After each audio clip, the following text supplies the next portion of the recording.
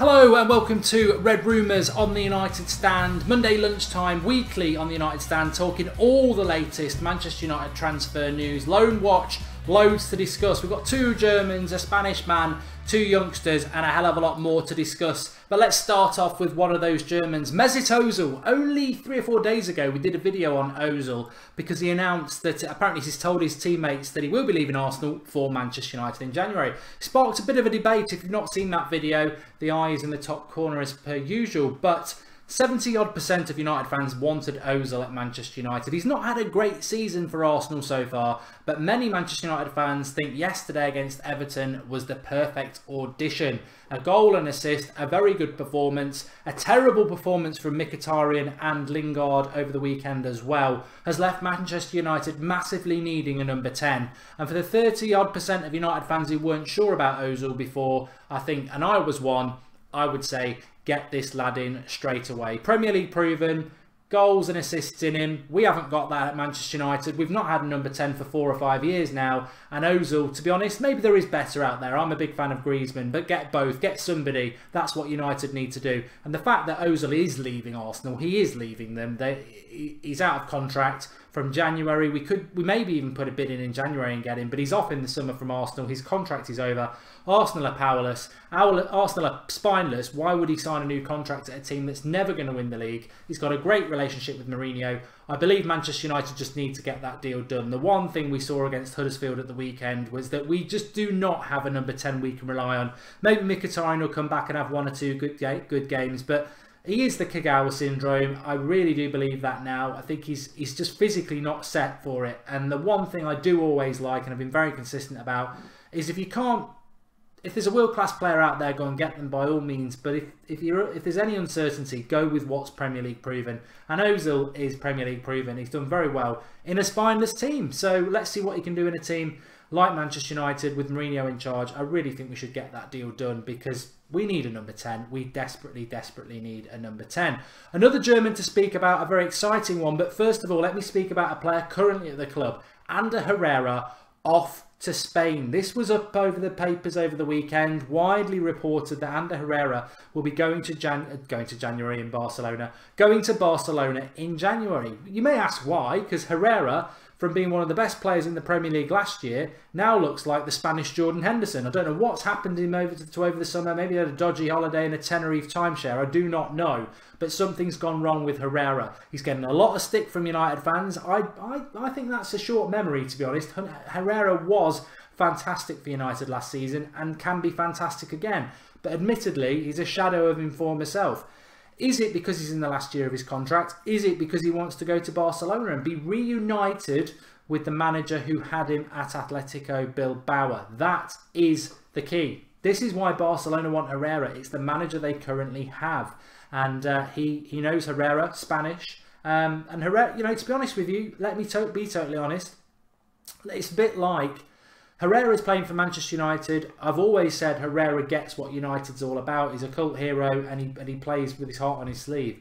But he's Spanish, and Barcelona are probably the pinnacle of his footballing career when he was growing up. And if Barcelona want him, no matter how much he loves Manchester United, could you excuse him if he wanted to go there? It would be very disappointing. But what's more disappointing about Herrera is if this is the reason why he's suddenly not the player he was before. That's a little bit inexcusable, and it's left us exposed this season. So I don't know with Herrera. I'm hoping he can recapture the form he had last year because he's a very important player. But Mourinho already seems to have set his stall out that it will be Pogba and Matic, and if one of them's not fit, it'll be Fellaini. So Herrera's down the pecking order anyway. So don't be surprised to see Herrera going sooner rather than later. I think January might be a little bit early, but next summer I wouldn't be surprised if Herrera moved on. His form has dipped, and there's no excuse for that. It must be to do with something going on behind the scenes because Herrera was one of the first players on Mourinho's team sheet last year. He trusted him to do that brilliant job on Hazard against Chelsea and at Old Trafford in April.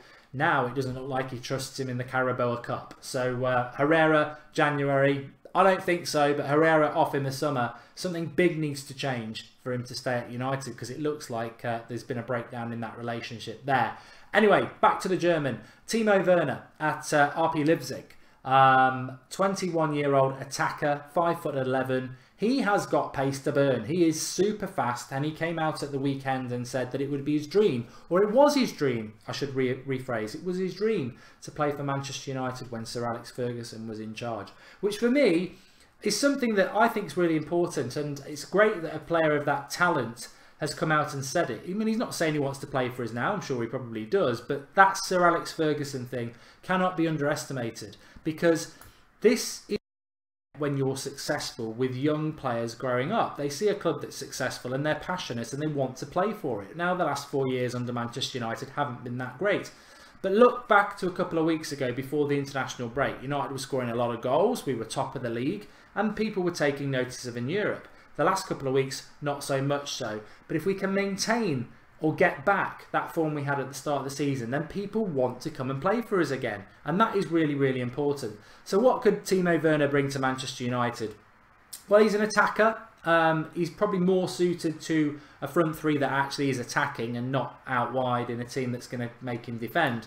But he can play out on the left, he can play through the middle, very, very fast, good at dribbling and very good at shooting. I think he's got 6 goals in 8 games for Germany, and obviously he's only 21, so he's only setting out his career. 3 years left on his contract at RB Leipzig. I'd love him to come to Manchester United. I think he has the potential to be one of the best strikers in European football in the next 3 or 4 years, and that's the sort of player Manchester United should be looking at, and it would be prime years really to get him in, because I'm sure he'd come in and force his way into the team, but you know, maybe he wouldn't be too opposed to joining a big club like United and having to work his way in rather than demanding he start straight away. Realistically, with it being RB Leipzig, we'd probably get him for quite a decent price, £40 million. Are we linked to him? No, it's coming verbally from Werner, but he is the sort of player I would like United to go for. And the one thing I really do like about him, well, 2 things. One being I think he is going to be world class, and 2, he's just so fast on the ball, off the ball, and exactly what we want to see at Manchester United. Somebody really exciting and quite physical as well with it. So keep your eye on that. Definitely like the fact that he's positive about United, and I would love him to come and join Manchester United. Talking of Manchester United, we are a United fan channel, so obviously that's what we're going to do.